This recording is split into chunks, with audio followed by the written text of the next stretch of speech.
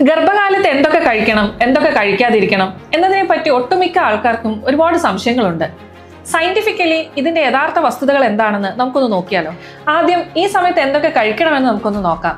പച്ചക്കറികള്, ഫ്രൂട്ട്സ്, ഇലക്കറികള് ഇവ ധാരാളമായി ആഹാരത്തിൽ ഉൾപ്പെടുത്തുക.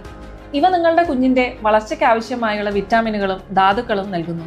പാല്, തൈര് തുടങ്ങിയ പാൽ ഉൽപ്പന്നങ്ങൾ കാൽസ്യം, പ്രോട്ടീൻ എന്നിവയുടെ ഏറ്റവും നല്ല ഉറവിടമാണ്. കുഞ്ഞിന്റെ എല്ലുകളുടെയും പല്ലുകളുടെയും വളർച്ചയ്ക്ക് കാൽസ്യം അത്യന്താപേക്ഷിതമാണ്. നന്നായി പുഴുങ്ങിയ മുട്ട, ചിക്കൻ, മട്ടൺ, അതുപോലെ പയറുവർഗ്ഗങ്ങൾ, ഫോർ എക്സാമ്പിൾ പരിപ്പ്, ചെറുപയറ്, കടല, ബീൻസ് എന്നിവ പ്രോട്ടീനും നാരുകളും നൽകുന്നു. കുഞ്ഞിന്റെ കോശങ്ങളുടെയും പേശികളുടെയും വളർച്ചയ്ക്ക് ഇവ അത്യാവശ്യമാണ്. ഇനി കർശനമായി ഒഴിവാക്കേണ്ടത് മെർക്കുറി കണ്ടന്റ് അടങ്ങിയ സ്രാവ്, നെയ്മീൻ, അയക്കുറ തുടങ്ങിയ മീനുകളാണ്.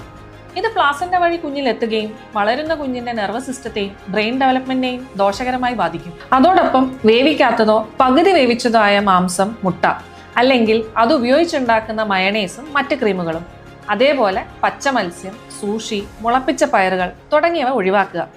ഇവയെല്ലാം തന്നെ നന്നായി വേവിച്ചതിന് ശേഷം മാത്രം കഴിക്കുക. വൈന്, മദ്യം തുടങ്ങിയ ആൽക്കഹോൾ കണ്ടന്റുള്ള പദാർത്ഥങ്ങളും അതേപോലെ അമിതമായ എണ്ണയിൽ വറുത്തതും മൈദ, പഞ്ചസാര, കൃത്രിമ നിറങ്ങൾ, പ്രിസർവേറ്റീവ്സ് എന്നിവ ചേർത്തതുമായ ബേക്കറി ഐറ്റംസും ഫാസ്റ്റ് ഫുഡും പൂർണ്ണമായും ഒഴിവാക്കേണ്ടതാണ്. ഈ വീഡിയോ ഇൻഫോർമേറ്റീവായി തോന്നുകയാണെങ്കിൽ ഇത് യൂസ്ഫുൾ ആവുന്നവർക്ക് ഇപ്പോൾ തന്നെ ഷെയർ ചെയ്ത് കൊടുത്തോളൂ.